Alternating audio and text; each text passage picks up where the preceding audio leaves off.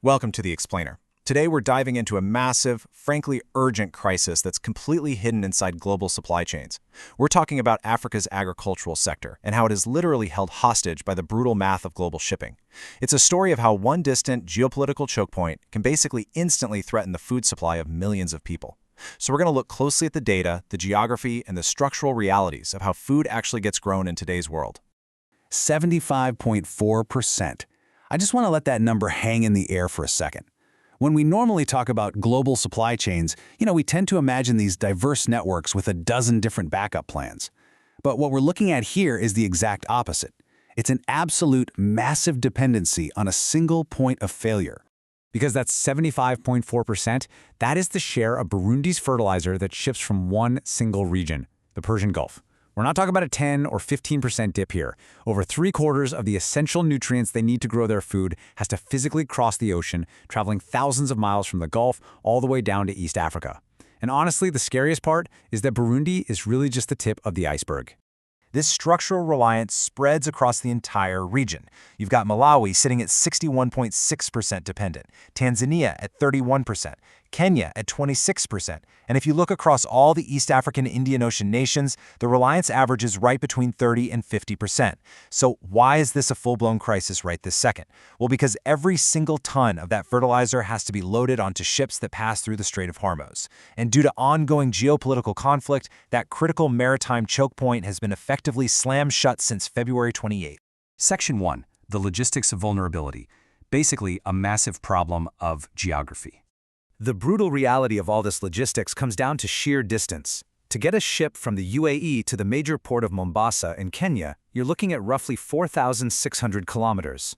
Now try routing that from Russia instead. Suddenly you're at 7,700 kilometers. Try sourcing from a major hub in the US, a mind-boggling 17,500 kilometers. So relying on the Gulf wasn't just some convenient choice for East Africa, it was a mathematical and economic necessity. Geography made the Gulf the fastest, cheapest option, but it simultaneously made the whole region uniquely, incredibly vulnerable.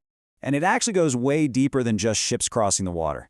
We are talking about deep physical infrastructure integration. Corporate giants out of Saudi Arabia, like Ma'aden and SABIC, they didn't just export the fertilizer, they systematically acquired the local distribution players right on the ground. Ma'aden bought Meridian Group, locking down blending and bagging facilities in Malawi. SABIC took a 49% stake in ETG Inputs. They essentially turned their geographic advantage into an absolute structural dependency. The Gulf isn't just a supplier here, they literally own the plumbing of the local agricultural economy. Which brings us to Section 2, why alternatives are failing, a systematic door closing. Naturally, you're probably asking, what about a plan B? The most obvious alternative is Russia, right? Overall, Russia is Africa's largest fertilizer supplier. But the logistics totally ruin that idea. You cannot just reroute this stuff overnight.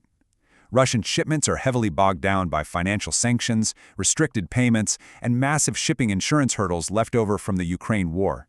Plus, as we just saw with the distance math, Russia is completely geographically unsuited to efficiently supply the Indian Ocean coast of Africa. The math simply does not work to replace that missing Gulf supply. Okay, what about China? They were Africa's third largest supplier in 2024. Well, actually, scratch that as a backup plan too. China is intensely prioritizing its own domestic market right now and has slapped strict export restrictions on vital fertilizers like DAP and urea. And these aren't just quick little pauses. These restrictions are locked in all the way through August 2026. Chinese supply is shrinking on the global market, not growing. They are actively closing the door. Then there is Morocco, absolute titan of the industry, the world's largest phosphate fertilizer exporter. Surely they could step in. But here's the wild catch. To actually make their fertilizer, Morocco relies heavily on raw materials imported from, you guessed it, the Persian Gulf. They get 48% of their sulfur and 40% of their ammonia directly from Gulf states. So Morocco is actually completely paralyzed by the exact same closed shipping lanes as the African nations they would supposedly be supplying. So finally, why not just source it locally from within the continent?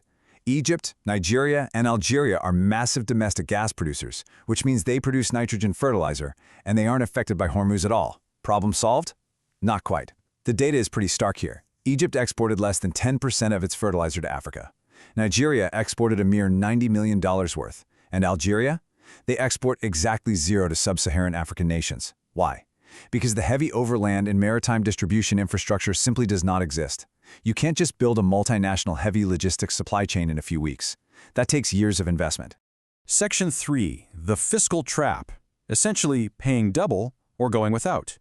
Keep in mind, we are talking about some of the most debt-distressed, economically vulnerable nations on the planet. Finding alternative shipping routes means paying a massive, massive premium. Global fertilizer prices have already jumped 27% since the conflict began, and projections are saying nitrogen prices could completely double. To put that into perspective, the 2024 Africa Fertilizer Summit set an urgent goal to increase usage from 18 kilograms to 50 kilograms per hectare by 2034. But because these nations simply do not have the fiscal cash to absorb these brutal price shocks, progress is violently reversing. Usage already plummeted 25% after the 2022 Ukraine shock. If they can't afford it, the fertilizer isn't bought, guaranteeing devastating yield declines. And that leads us directly to Section 4, the food security cascade, from shipping routes to skipped meals. This domino effect is terrifyingly systematic. Step 1. The supply chain breaks, and the fertilizer doesn't arrive. Step 2. Smallholder farmers, who, by the way, are the absolute backbone of the economy, are forced to plant with less or no fertilizer at all. Step 3. Without those nutrients, crop yields for basic staples like maize and rice drop by 20 to 40%. Step 4. National food production falls off a cliff, forcing countries to import food exactly when global prices are soaring. Step 5. Local food prices absolutely spike. And finally, Step 6.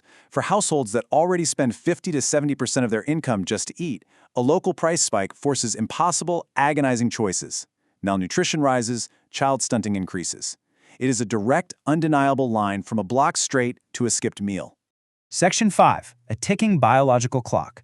Fertilizer delayed is fertilizer denied. The International Fertilizer Development Center is officially calling this a timing emergency.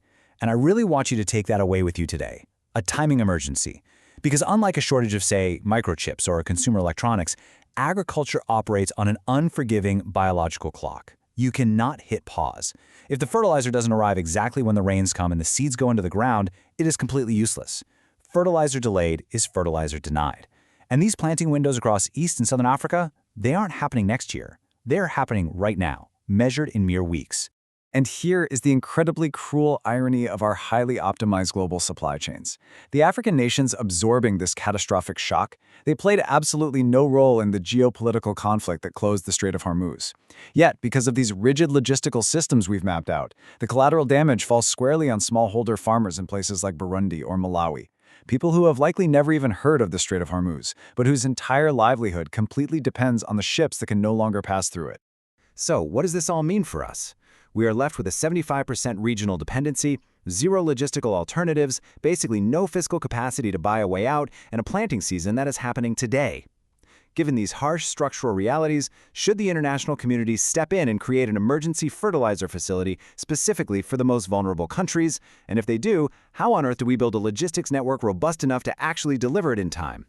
Thank you so much for joining me on this explainer. Keep questioning the systems around you, and I'll see you next time.